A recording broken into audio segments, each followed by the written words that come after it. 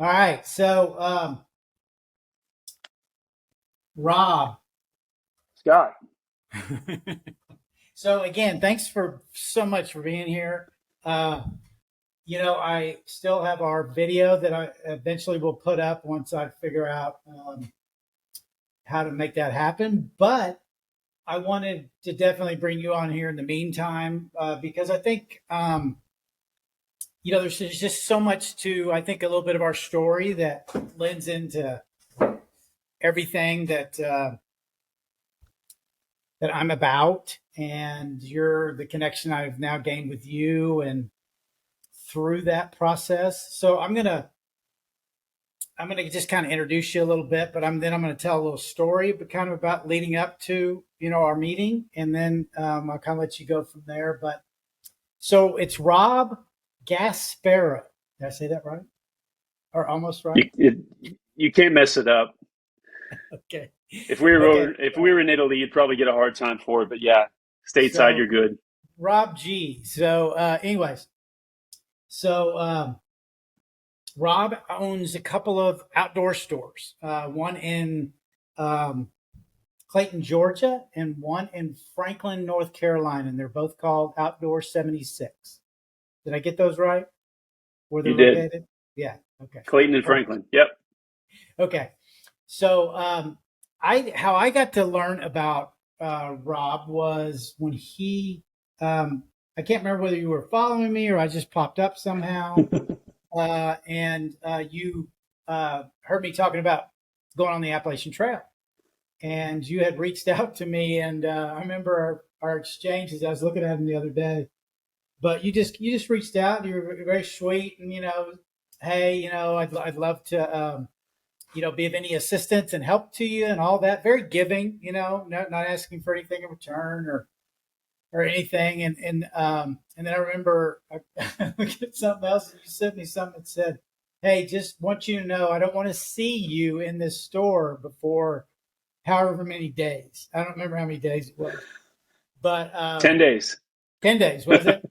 And Yeah. I remember saying something, or I did say something in there. I said, "Well, I just plan on it half that time," because I was so full of myself at that time because I was doing all that training around it and was feeling like I was going to get it done. So of course I think I made it there probably about 10 days, and not so much because I was holding off, but because it was it was it was tough. But so Rob, eh, big or not big, but I guess Rob is known for as the foot guy. Okay, so and I got a couple stories around that, but you know, they come to Outdoor 76 to see the foot doctor, and whenever they have problems, you know, it's talked about on the trail. If you're having any issues or going into Franklin and checking these guys out to try to get any of those remedied, because y'all are right about the 100-mile mark from Springer Mountain, Georgia. So there's definitely gives it that time for people to start having some issues. So I think y'all are in a good spot for that, obviously. And I remember, even though I knew about you before coming there, I heard everybody talking about it while I was on trail. So I thought that was interesting, and that again, y'all were on people's minds from just the rumor mill on trail. So, and I think that y'all understand that that's going on out there. But and then I had the pleasure of coming in the store and you helping me with some shoes, and you teaching me as what was I then? Was I 61 then, or was I 62? Anyways, it doesn't matter. But you were teaching a man over 60 years old how actually big his foot was and how to measure your foot. And I'm like, what the hell? How do I not know any of this stuff? And so it was a real awakening to me to understand the dynamics of the foot more, and sizes and what actually is functionable or not, or what's so that was a big deal for me. And I don't think I would have even made it as far as I made it if it hadn't been understanding a little bit more of these things and understanding how to take care of myself more, you always checked in on me and all that. So it was much needed on my end. I destroyed my foot and came off trail, at 1,400 miles only because I was an idiot. And that was very, very much done to myself. But also, and then before I spring you loose here, talk a little bit about yourself.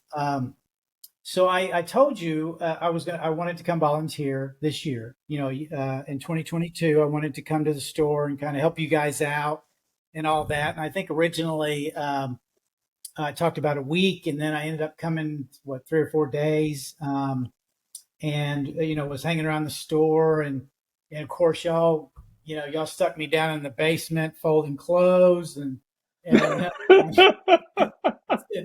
but no, I'm kidding.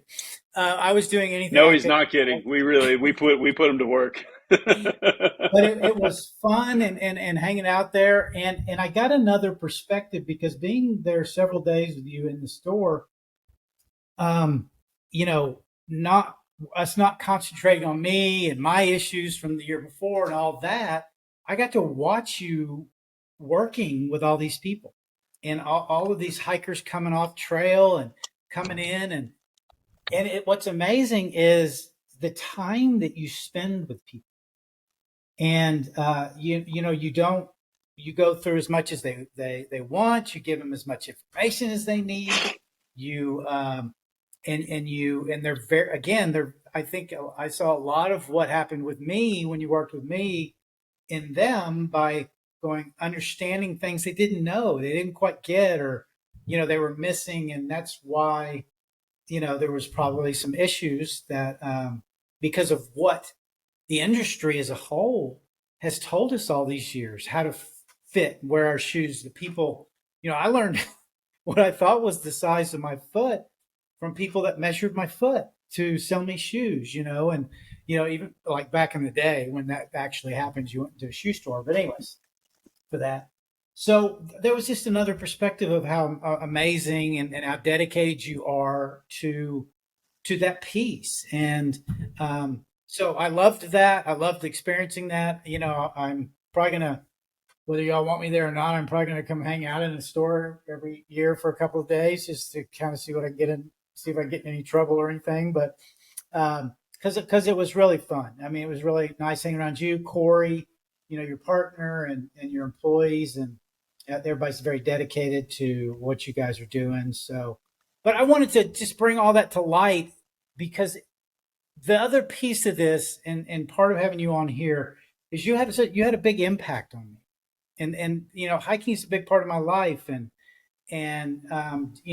doing that trail was serious business for me, and in the sense of testing myself and doing those things, and you had a big impact on me, not just because of what you did around my feet, but since then we've developed a friendship, and you've let me, park my camper in your parking lot, I got scared, and then you let me come to your house, and you let me park in your driveway, and you let me hang out, and your wife is amazing, and your kids, and just your whole story.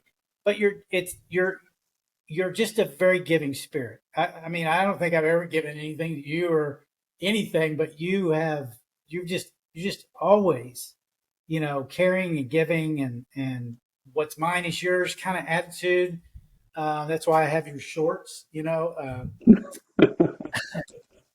So, but anyways, I'll let go of a little bit. I don't want to build you up too much, but I did want to know that. I mean, you had a huge impact on me, and that's why you're here, and because you're having a huge impact on the industry that I love, and that environment. And I think that y'all need more attention, as much as attention. If I can do anything to bring y'all attention, I want to be able to do that.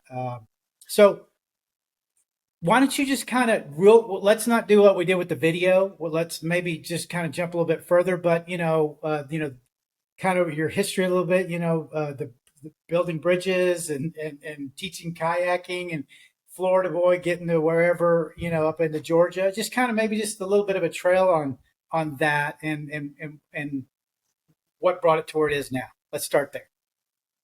That's a lot. You're gonna have to chop uh, it. so born and raised, so we can kind of like maybe blend a little bit of this into Sure. the my personal backstory Yes. that kind of brought us closer together too. So born in Miami in 1976. Um, Dad left when I was a year old. Was raised by a single mom for a bunch of years, and then stepdad came into the picture, and spent all of my childhood growing up in South Florida, and then moved to Tampa my senior year of high school, and loved growing up in Florida. It was, I was super super happy there, but I think it was in my late teens, early 20s that I realized it was more, and I got into uh, trying to make this long story short. I got into sea kayaking and became a sea kayak instructor. Worked for two different outfitters in St. Pete, Tampa area, and then that merged into a love for whitewater kayaking. And when that became a passion of mine, I discovered Western North Carolina and East Tennessee.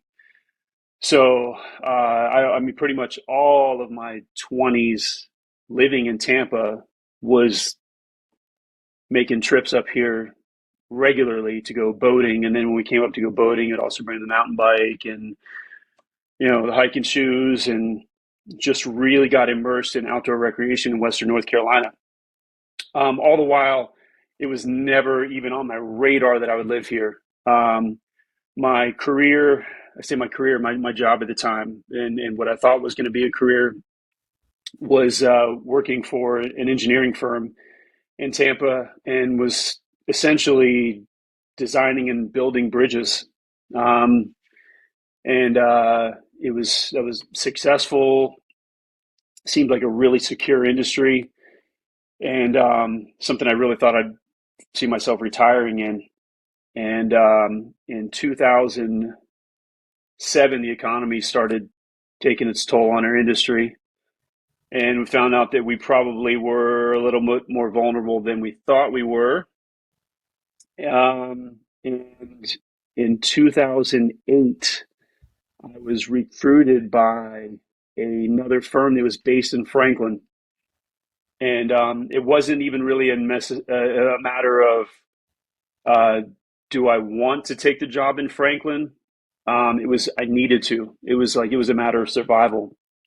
So moved to Franklin in 2008, and it never took off. It was just one bad month followed by a worse month followed by a worse month, and then it was like 2010. Uh, they called me in the office one day, say, "Hey, man, we love you. We don't know if you're gonna have a job in 2 or 3 months." And I just left everything in Florida to come to Franklin, North Carolina. So I'm like, "This is great. What do I do now?" Corey and I had become really, really good friends, and Corey's your he was partner. working in, yeah, yep. Corey's my business partner, and Corey was working in real estate at the time, and things were just as dismal for him as they were for me. And we went to lunch one day, and we're like, "Man, what are we doing? Like, this is if we're going to starve, might as well starve working for ourselves instead of somebody else." So I think we were sitting at lunch one day and just said, "Man, this town needs an outdoor store." And he had a lady that there was a lady that he had sold some commercial property to on Main Street. She had just sent him a message that she was done. She wanted out of it. She had her fill of retail. "Hey, do you know anybody that's interested in my building?" And we're like, "I think we do." And it just all the pieces fell into place beautifully. And I don't know that we really had a vision for what we wanted to be, other than just we wanted to be a technical outdoor store. We knew the trail came through the town, and most of the outdoors that we had seen as consumers had really gone the lifestyle route. And there were I even with kayaking, there was very few places that I had ever walked into where I walk into an outdoor store and there's just everybody on staff knows what they're talking about. Hey man, why should, what's the difference between this sleeping bag and this sleeping bag, or why this tent, not that tent, or there's 4 water filters here. Which one should I go with? We knew we wanted to be a technical shop. Um, One of the first reps that we worked with, it was the summer of 2010 that we'd spent concepting the shop and kind of getting all the pieces and parts together, setting up our accounts and everything else. And there was a rep. His name's Kev Martin. At the time, he was the rep for Patagonia Footwear and Soul Footbeds. And Kev is a CPED, a credentialed podorthist. And more than any other rep, Kev just took us under his wing. I mean, he really believed it. He was one of the few guys that actually believed in us. I mean, it was a recession still going on. We're in Appalachia. Anybody who heard what we were doing was like, man, you guys are drunk. What are y'all thinking? This is nuts. You sell $100 rain jackets in a small town in North Carolina. You're crazy. And Kev asked us one day, he said, what are you guys going to do about shoes? I'm like, I don't know, sell shoes. It's like, no, like, man, Scott's hiking the AT and he comes in and, he's just retired from 20 years of corporate life. And, he's literally given up everything. He's been salivating over this moment for his whole life. And he walks in your store 100 miles in the trail and he can't go anymore. He's done. 20 years of dreams flushed down the drain because of his feet. What are you going to do? I'm like, I don't know, man. Go get him a different pair of shoes than what he was wearing. And in that moment, Kev told us, he goes, this is the one thing you sell in your store that can change someone's life. You can't change someone's life with a rain jacket or a backpack or a tent, pair of socks, but you can change someone's life with shoes. I'm like, Gotta walk on that trail, man. That's it. okay, a little Jim Jones going on here, but tell me more. So anyway, Kev pretty much made the connections. He said, you're going to have people that are going to come in here that are professionals and doctors, nurses, people that work in retail, and their feet are killing them. And he says, you also, sell good shoes. You help people. I'm like, okay. So he pretty much offered, he said, what, he goes, I'm willing to teach you whatever you're willing to learn.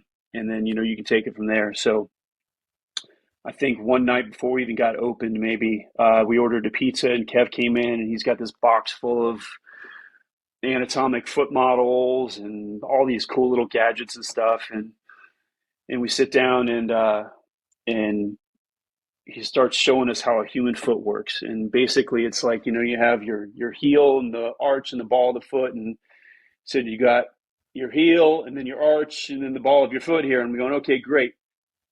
That's an abutment, and that's a span of parts that carry weight from one end to the other. That's a bridge, man. I know bridges. I've been pedaling bridges for 10 years. And I started, at that moment, it clicked. I'm like, I get something to geek out on again. This is pretty awesome. And 13 years later, here we are. I've been a student of feet, and I probably know more about feet than I ever knew about bridges. So Yeah, it's pretty amazing. You're yeah, it's really I'm just so surprised again that at this point in my life that the importance of feet is is huge. And the problem is it's like almost anything else these days. The information out there is crap, or it's a bunch of it's it's yeah, it's it's wrong, or it's there's just been additions added to information and stuff taken out of it to where how can it, unless anybody will sit down with you like you do with yeah. these people, nobody's really gonna get it. And you It's two. get them at their pain points. Yeah, it's two things that contribute to that. Is one is, despite however you look at the our entire medical system, feet when it comes to this footwear, I say Pedorthics, it's unregulated. You and I want to go, you know, hey, I mean, my wife told me that I must not see very well. I think I need to go get glasses. We can't go pick out our own glasses. We need to go see a specialist who looks at our eyes and determines our vision deficiency, and they give us a pair of glasses. And you know, there's a professional, there's a system set up for specialists that you go to, and they get you taken care of. Shoes and footwear, there's no regulation. It's Wild West. And the second thing is that it is a process and a service that people are not used to paying additional for. So proposing that it should be regulated is ridiculous. That'll never happen. Yeah. And setting an expectation for people to go pay a sitting fee to work with someone to make sure that you're getting it right, that's foreign to almost all of the general population too. So yeah, we just have this propagating problem of people But going, man, my feet are killing me. I've been dealing with plantar fasciitis for 9 months now, and but you guess I don't need to do go get a that. new pair of shoes. You Yeah, don't do that. You don't have a sign hanging out and taking appointments and then taking feet. You don't do any of that. You yeah, and give that that's information. You give that information out. The reason everybody comes is because your reputation is stellar. You know, these people aren't trailing in not having heard about you. Very little. Most of the ones that I see or I observed or I understood that come in, you know, or people that are like they it was like go see, you know, it wasn't go see Rob, it was go see the foot doctor, you know. And I understand what you're I'm saying. not a You don't, doctor. I need to make that I know, clear. listen, you and I have had a conversation about this, and I get it. I mean, I get, you know, feeling sometimes maybe uncomfortable, you know, because I've talked to you and pushed you a little bit to be a little more on social media about this. Talk about this more, and I know that that's been a little bit of a concern, and I get it. Look, you know, it's a very litigious society, and you know, you've got a lot of things, you know, at play, and it's difficult, and I think that sucks Yeah, because it does. you're not getting anything out of it. You're not trying to get anything out of it. In fact, you're reluctant to actually publicize it. But I think that is just very unfortunate. But I just want to be clear, you don't do that, and you're giving with what you do to your customers. Look, not only did I watch you work with, you know, multiple people and put them in some new shoes and them understand the feeling of them, and we're like, wow, I mean, I get it now, I'm understanding. And you put freaking wedge here and a wedge there and did all these things to lift this up and spread those out, and you know, all this stuff. And then but then I also watch people that were so appreciative of the information. You know, a lot of them couldn't get into another shoe because, you know, there was a you know, it's a dollar amount involved with it, but all that. But that did not stop you, even with you having that information ahead of time. You didn't Yeah, say, you know what, I get it. You know, could you move out of the way so I can talk to somebody else? You talked to them. You finished. You answered their questions. You went through all that. That is a giving spirit. That is a giving person. That's someone that cares not only about people, but cares about you living in Franklin, North Carolina, and having an influence there, and all of that. Look, you had to you had to build a bar in the back of your dang store because all the leaders of the damn city, you know, wanted to come over there and hang out and drink and look at your outdoor stuff. No, I'm kidding. But you do have that a lot of the people that own other stores and have other presence in the city, that those guys come there, and that's, you know, they're comfortable there. I mean, that's amazing to see those kind of things. So yeah, yeah, I'm very proud of you for doing that, and just doing the way things the way you do. I'm proud that, you know, that I know you, and I know somebody that does that. I think it's amazing, and that's again, that's a difference maker. You're even how subtle you think it is. I know how modest you are and all those kind of things. It is.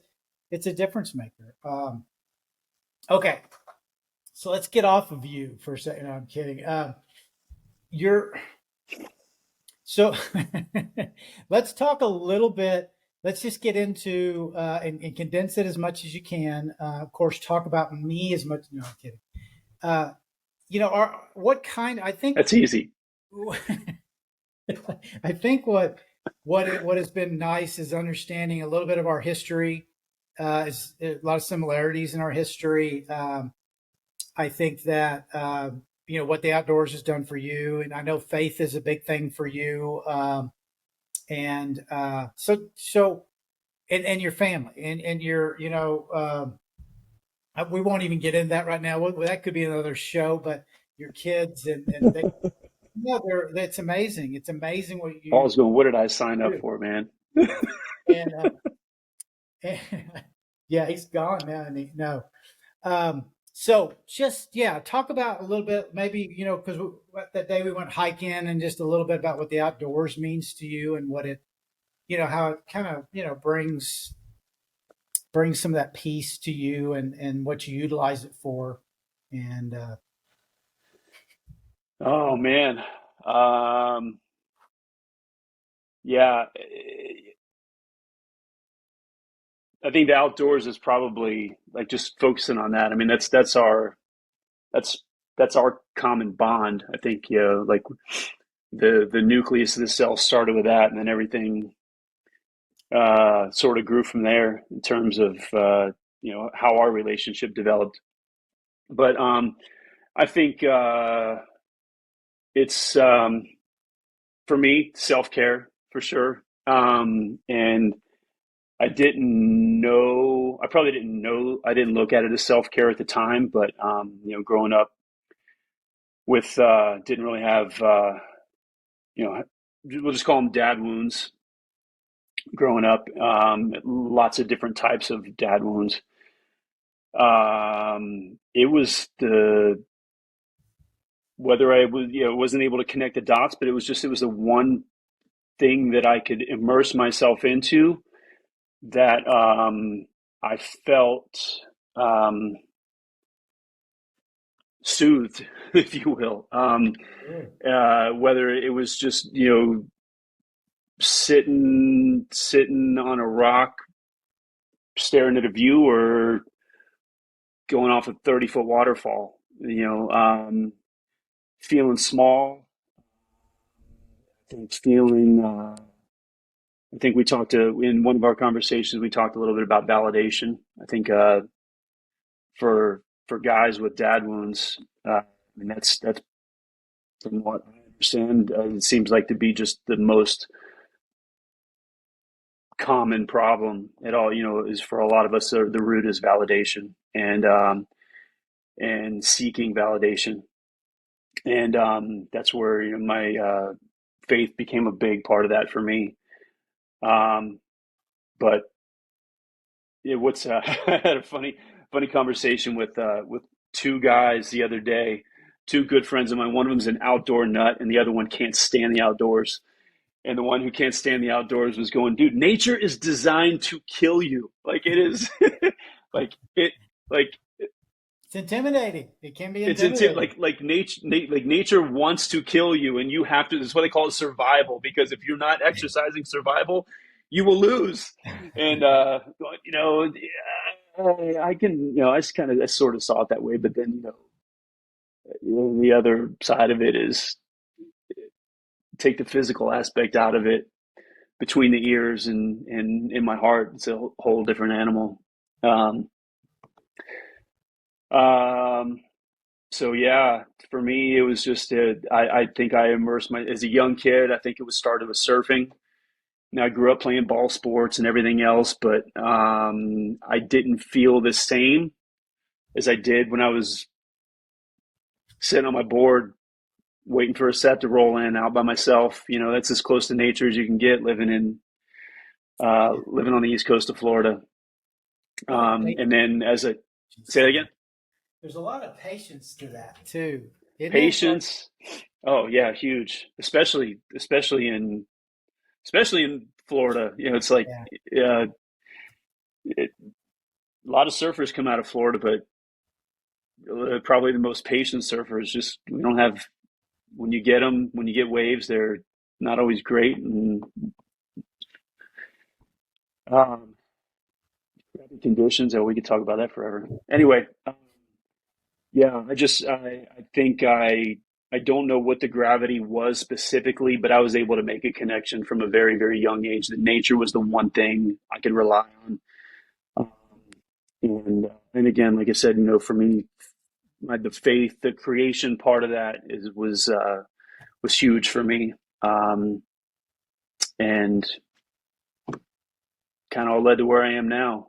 I guess going back to the giving side of it, and my just the general mindset. A lot of it was a byproduct of life in the outdoors, and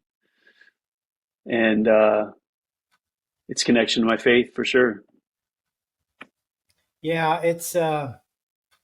You and I touched on a lot of those things, and just the healing the mind, body, and soul, and that there's no judgment, you know, in that world. When you get out there, and it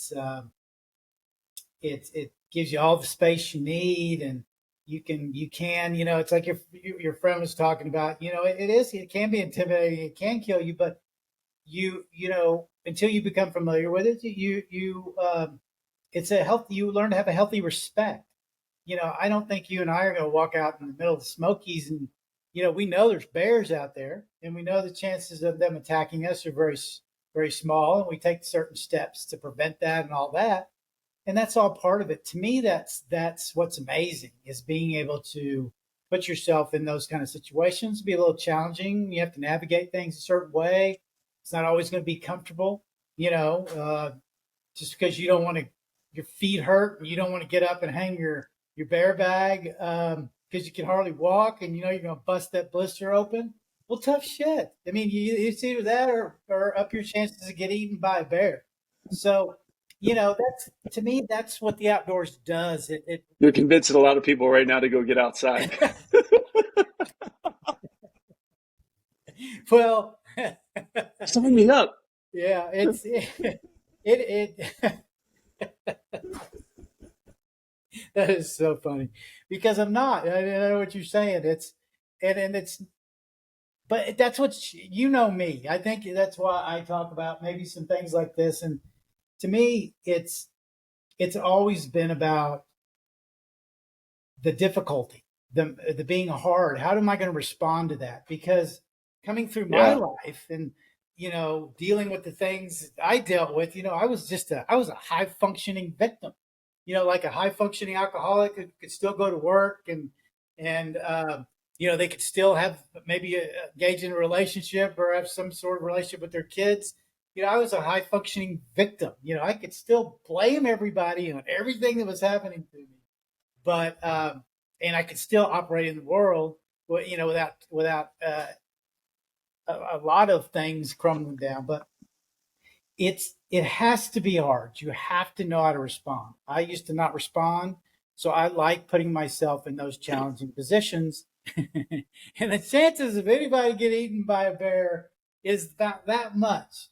That you're going to have a bigger chance of walking out of your house, and a mugger being there, and taking that opportunity with you. So don't let me scare you away from that, because my whole mission is to get out there and experience it. Because again, Paul's testimony of that, other people that I talked to, or Meg last week that was on here, the outdoors is that game changer. It's that antidote. It's the cure. It's everything if you give it a chance. And unfortunately, there is too much belief that is dangerous out there.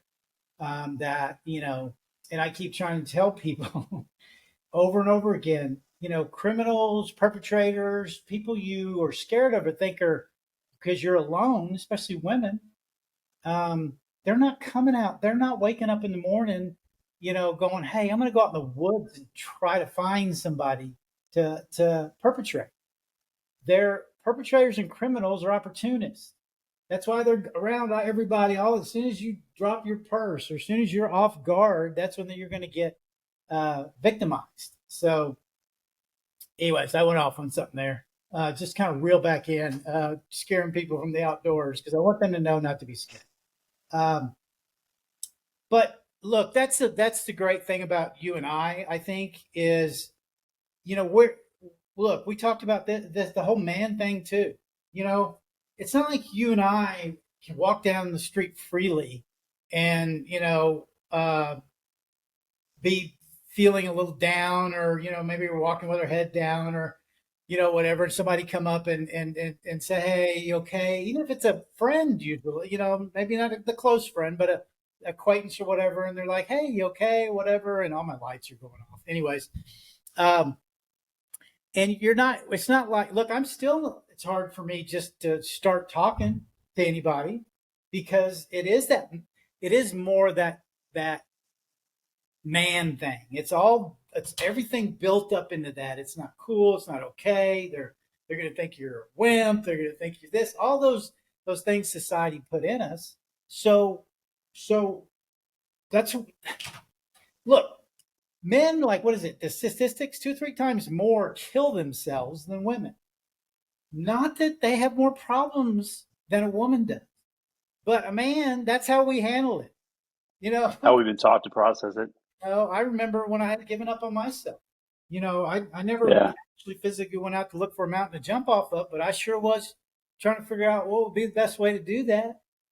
I mean, it's an option. It's a real option for men to take that path instead of talk about how you feel.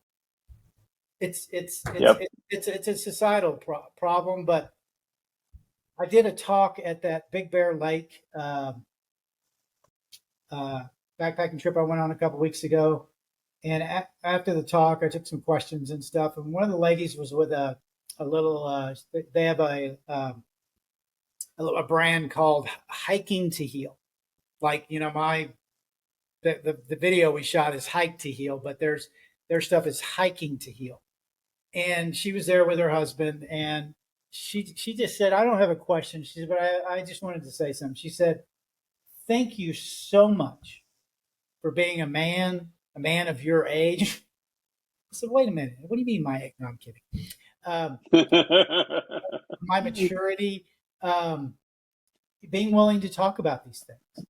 And that's what I love about you too. You've been on video. I've got you on video, Rob. I can put that out anytime I want about you talking about your feelings. So be Yep. careful. Yep. But No, it's it's, huge. and being on here too, and just being willing to do that, it is what needs to happen more. It just does. And if this can be a little bit of a promotion for that, or giving somebody, okay, I think that's a big part of my community. Uh, I've got about a 50-50 man woman split, but I get comments from men continuously. Thank you. Geez, Yeah. just putting it out there, and it means a lot to do that. And that, yeah, I see the importance of it all the time. But Yeah. so It's funny you talk about this. no, I was go gonna ahead. say, it's I experienced this firsthand today before we started this. I went to go pick the two boys are in a soccer camp, and I went to go pick them up, and Logan gets in the car, and he's got a just this frown down look on his face, and I'm like, Logan, what's up, buddy? He's like, nothing. So Logan, what's wrong? Nothing. Like, oh, come on, man. You know you can't fool me. I know something's not right. And and then 2 3 minutes later, Merrick gets in the car. Same thing. I'm like, guys, what is going on? And I got to drag it out of them that this today at camp they got picked on and kids were making fun of them, and Logan was the last one to get picked for one of the teams, and I just had this like flashback to me being a kid and being in a similar situation, and either A, dad not caring, B, just toughen up, or C, um, just quit. If you don't like it, just quit. And like all three of those scenarios repeated over and over and over again for a 9-year old and a 10-year old and 11-year old, like just build up this incredibly unhealthy cocktail of when things get tough, quit. When things get tough, don't talk about it. When things get tough, you need to get tough. And and there's like at this point, I'm thinking, okay, I want to try to help them cope with this, to give them tactics on how to handle these situations, to diffuse them, so they're not affected by this as much. But just thinking, like, just like you said, man, like all of that stuff, like that was most of us, not saying that it's not, and by no means not saying it's any different for women, because I know girls deal with the same type of catty and meanness and everything else. But yeah, I mean, it's like it's in our DNA. Like we are wired to win. We are wired to conquer. We are wired to be victorious. And when you're not, it unvalidates you. Or at least it did for me. And I don't know what it was, man. I think it's probably a relationship that I had with a counselor a handful of years ago exposed it for me. But just finally made the connection. Like I can't keep this shit inside. Like no, nothing good comes from me not talking about this. There'll be, there's going to be things that are uncomfortable when you talk about it. There's things that are um, all these skeptical what ifs. What are they going to think about me? What am I going to expose about myself? But none of those are on par with the potential consequences of not talking about it. So, yeah, You, I've become pretty comfortable with it. It still blows Julie away. She's like, how are you so open about your problems and stuff?" Like, here's the thing, Rob, that I think how are you not? that Yeah, that gets mixed up through all this it's almost like when you are given as a man permission and wherever you're at or whatever environment, whoever you may be talking to, it's an either or. It's like, yeah, well, you're toxic. You've got the toxic masculinity going. If you don't talk about it, you're just holding that in, you all that. Versus if you do talk about it, then you lose all that. Look, we're not going to get into all that gender stuff. I never have on any of my stuff. I'm not going to now, and it's political and it's all that. It's just a. But I can just speak for me, and I'm perfectly fine. Uh, if I need to bow up on somebody, and I don't mean physically like start a fight or anything. I'm just saying if I need to do something stand your ground. to be protective, stand my ground. Yeah, Absolutely, there's not a damn thing wrong with that. Just as well as if I want to stand my ground and say, you know what, you're making me feel very uncomfortable right now. I'm going to put up this boundary, and you cross that line, and I will punch you. No, yeah, but you understand what I'm saying. It's not an either or. We can talk about our stuff, especially talk about our yeah, stuff with each other, and we can still be competitive. We can still be what we are naturally made to be. Look, I'm not a doctor, but I do know that I'm a man, and I do know that I do know there's so much of what have read and learned about being a man, and things like that. I'm a man. I mean, everything biologically about it, how I think, everything I do, I feel like a man. Well, I'm just not going to not be okay with being a man anymore. And but part of that is I'm going to be perfectly comfortable talking about this stuff with Rob if I want to do that, and also feel very confident that I can still be protect my kids or something if I need to, or do something at that level. It's yeah. we got to stop splicing things out because it makes somebody else uncomfortable, right? Yeah. So, okay, so I don't think you and I have ever talked about this before.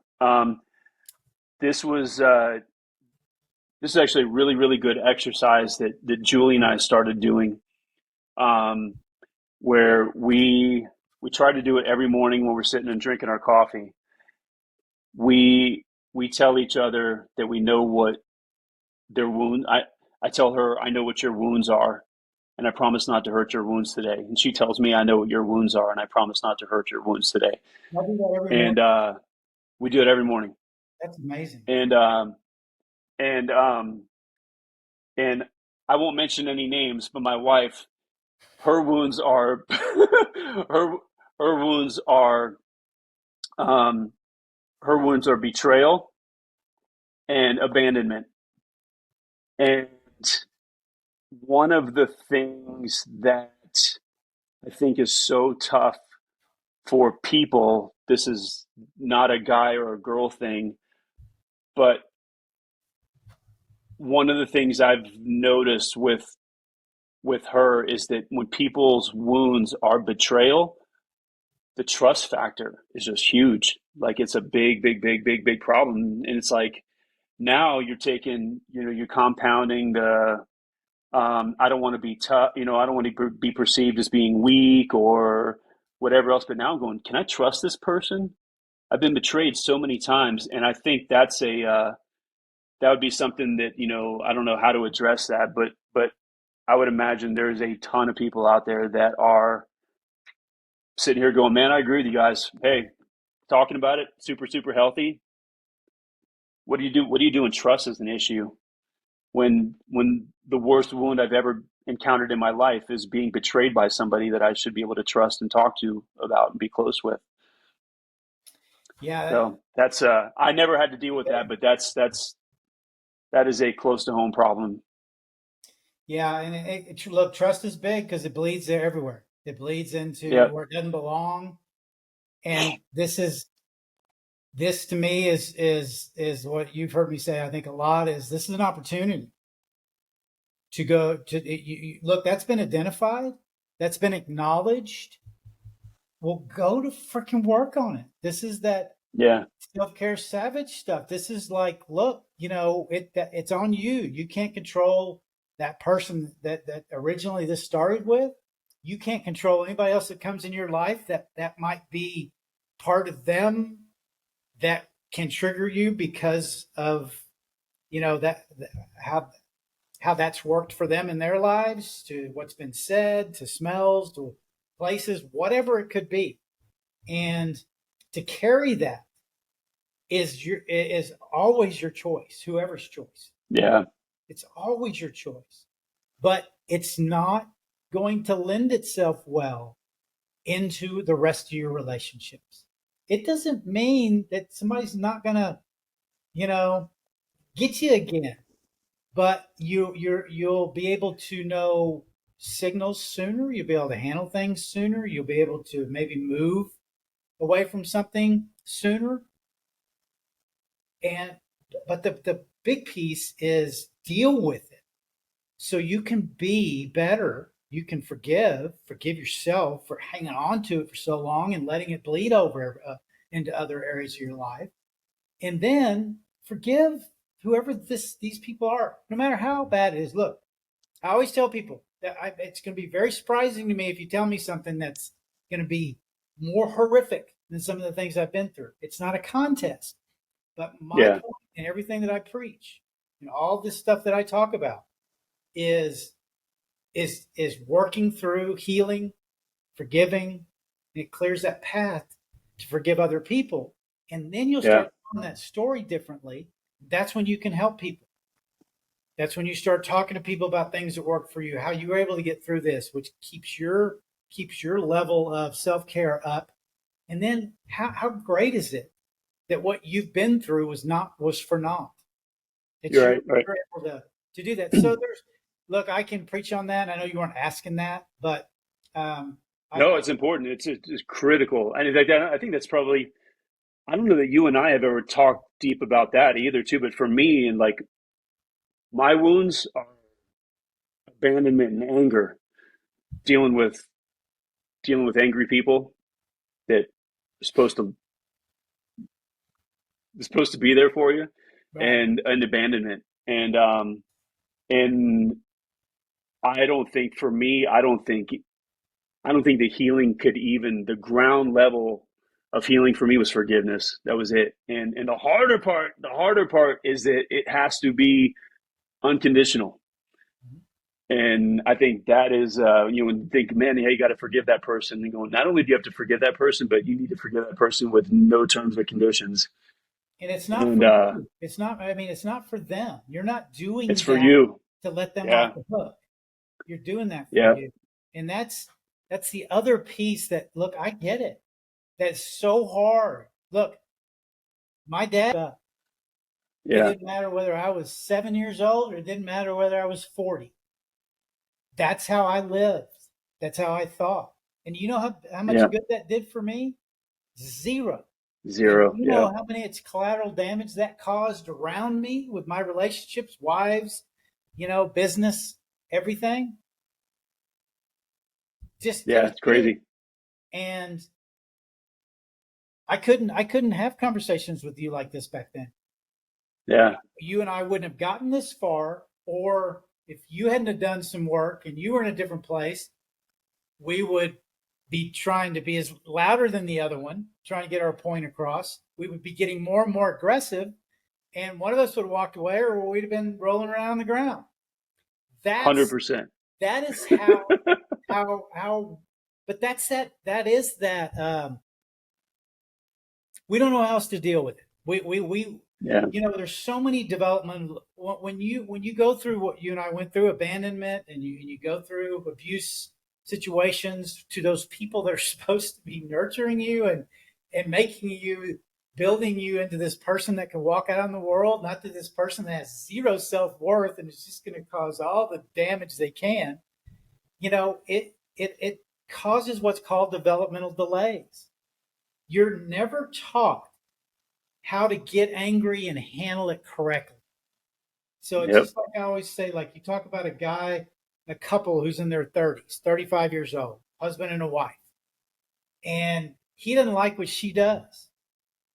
And so he screams and yells, has a temper tantrum, puts a hole in the wall, throws things, calls her names, does all this. That's what a 2-year old does. And it's called a developmental delay. He yep, still is going to operate like a 2-year old because nobody ever taught him, worked with him, showed him, loved him into being a different way. And yep, this is how deep this stuff cuts. I mean, it cuts deep. And this is the whole self care savage stuff I get into. This is not a freaking game. If you want to heal, stop talking about it. Put yourself in an environment like me. It was the outdoors. Live in it. Immerse yourself in it. Go isolate in it. If that's what it takes. That's what it took for me. And I had to deal with those things way, way, way, way back there. Those really, really hard things that you mostly don't penetrate. We feel good and make ourselves feel good sometimes because we maybe goes to somebody and say we're sorry. I'm sorry. I'm sorry I did that. I'm sorry that. Wanting them just to forgive us and like everything's okay. It's never. That's not how it works. So, anyways, yep, it's so important that it's, again, everything is going to have an effect on everything else. It usually stems from when we're little. It usually comes somehow in our childhood. It usually comes from those people we trust. It comes from the people we're told to trust, like our people running society, whatever you want to call them. Spiritual leaders, everything. We anyways. Paul, I can get worked up. You're one of the few people that knows I can get pretty worked up. So, anyways, just Jesus, it's just I want people to be okay, and it's this hump. I deal with this hump now. It's not my message. People love my message now. That I love the friendly reminders. I have this amazing community. Now it's it's getting them over that hump now. Okay, okay. I know you're getting some feel goods right now, and you're working on some things right now, but this still keeps happening, or this still keeps coming up, or how do I handle this? Well, deal with it, work on it. Yeah. You know, uh, get after it. Stop asking, stop, just go do. You know what to do. Anyway, I'm done.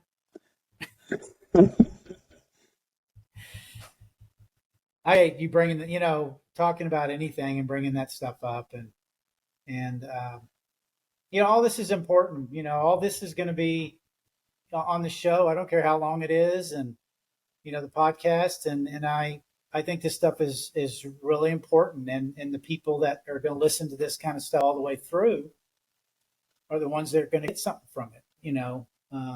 Yeah. That whole developmental delay thing. I think with you and I, we might have been sitting on by the fire when, when you brought up that for the first time and Okay. developmental delay. Hmm. And I remember, this resonates because I know I'm not alone here. That was me. I wasn't the guy, going that far, but I was a grown ass man in every other perspective, except for when it came to having to deal with things that triggered my wounds. Yep. And this was this was back in my 20s. There was no Instagram, no, Facebook there was no, I could maybe go to the library and check out a self-help book or go to Barnes and Noble or something, and Right. hopefully, but I tried that. Um, but the bigger point was that I didn't think anything was wrong with me.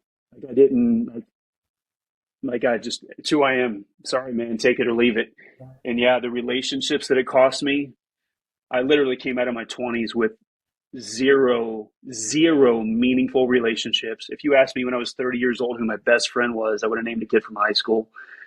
Um, I literally showed up to work every day, busted my ass, got, was successful professionally and, hobbies I took seriously and I was okay at. But in terms of relationships, that cost me everything.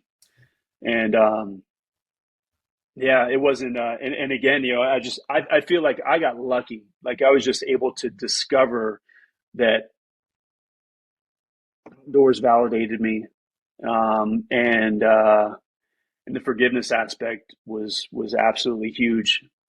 Um, and then working on the healing. I mean, and uh, you got that down. Anybody who knows you knows how to go through that process. But um, I mean, shit. What do they say with like alcohol and everything else? Like it starts with just first recognizing you have a problem. Yeah. So, but Rob, you're good to the core. It's not just the outdoors, it's your faith. I've had the pleasure of spending some time with your wife now. This last time I was out there, and you know, uh, we need people in our lives that we deeply love and that love us because they accept us. They accept you. She accepts you. Anytime we got into some deep conversations, a couple of times I was there, she was nothing but your cheerleader, you know, yeah, just like you were with her. And you're not lucky. You did something about these things. You recognize them and you made some movement. You're not perfect, and you're not perfect, and you're certainly not done, but that's all of us. But your the level of which you're at is why. Look, you helped me. Look, I don't have what you have. I don't have what you have. I don't have that. I haven't. I don't have any kind of. I envy that. I have to work on that a little bit, and the relationship you have with your wife, that you were able to find somebody else, and you were also able to. These are things I have to still deal with myself. That I didn't start this process till I was north of 50. mm, I'm 62 now. You you you're so much younger than me, and a lot of respect in that, and physically all that, but all just you're just So you're not you're someone who now is helping. You're with the things that you do. What did we talk about? I think me and your wife teamed up on you while I was there. Talking about what you do, and how you do it, and how giving you are, and what you put out to the world, and all that. Didn't her and I get on you pretty good? Did you do you remember that? You guys wailed on me about a couple things. Yeah. Well done. Funny. Yeah. But the great thing is it was all done out of love. And Yeah. and anyways, I was listening to a podcast today that was talking a lot about gratefulness, and Hmm. being grateful and things like this, and that being grateful, like, the sun came up, and being grateful that I have another day to go to work. Those are good things to be grateful for. You want to be grateful for and all that, but that's not a deep down gratefulness. That's not something that you're always thinking about and feeling. It's kind of those motions. Open up the grateful page. Oh yeah, I'm grateful again for another day. Yeah. This is stuff like with you that I'm grateful for. I'm I'm grateful deep down that I know somebody like you at the Hmm. level that I do know you, and then I can say things to you. And Goes both ways. so, anyway, well, let's. I think we've covered a lot of stuff. I think this was probably a lot more than I figured we would go down that road on. But I think that's just something to be expected. I know for me, when I get back around somebody like you, it's I just want to let's get it out. I just want to get it out. Rob will listen to me, and Rob will still care about me, and Rob will support me, and I he won't judge me. So that's again, I appreciate how much I appreciate you. And anyways, ditto. Yeah, I I think don't think Julie had to come break us up pretty much every night you were here. We yeah. sat on that porch talking about all the world's problems until 3 a.m. if we I, could have. I think we almost had them figured out too. We almost um, What's that? no, Rob. So no, thanks so much for being on here. So tell everybody about where Outdoor 76 is, how they can maybe communicate through with you through there if you'd like, Sure. or any other social media or anything else you want to put out there. Yeah, the uh, we're on Facebook and Instagram. Super easy to find. Just look up Outdoor 76, the number. Um, and then there's links on the website to email us. Email is a great um, format for communication. Comes straight to my phone, and that's what like this time of year, the number of hikers shooting emails to us. Hey man, I'm in Pennsylvania and my feet are killing me. Heard you may be able to help me out. Yeah, email, Instagram, Facebook, website's outdoor76.com. And yeah, super simple. There you go. Is that good, Paul?